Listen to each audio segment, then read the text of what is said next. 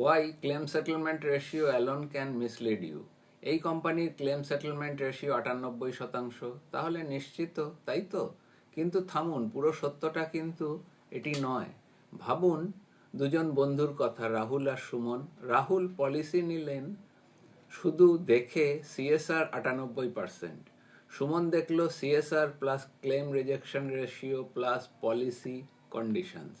রাহুলের ক্লেম হলো রিজেক্ট, কারণ পলিসি ওয়ার্ডিং ঠিকমতো বোঝেননি, সাবলিমিট ছিল, ওয়েটিং পিরিয়ড চলছিল, অথচ কোম্পানির সিএসআর এখনও 98%। আসল সত্যটা কি? ক্লেম সেটেলমেন্ট রেশিও শুধু বলে কতগুলো ক্লেম সেটেলমেন্ট হয়েছে, কিন্তু বলে না কত ক্লেম রিজেক্ট হয়েছে, কত টাকা অ্যামাউন্ট পাওয়া গেছে, কত দিনে টাকা এসেছে।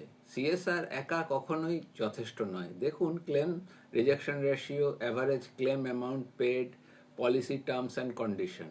পলিসি কেনার আগে সিদ্ধান্ত নিতে বিভ্রান্ত হবেন না।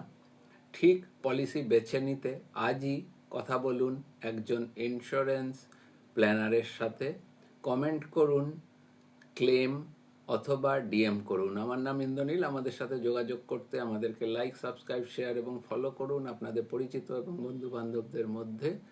এবং আপনাদের মতামত এবং প্রশ্ন থাকলে অবশ্যই লিখে জানান। আমরা আপনার প্রশ্নের যথাযথ উত্তর দিতে চেষ্টা করব। ধন্যবাদ, নমস্কার, সকলে ভালো থাকবেন।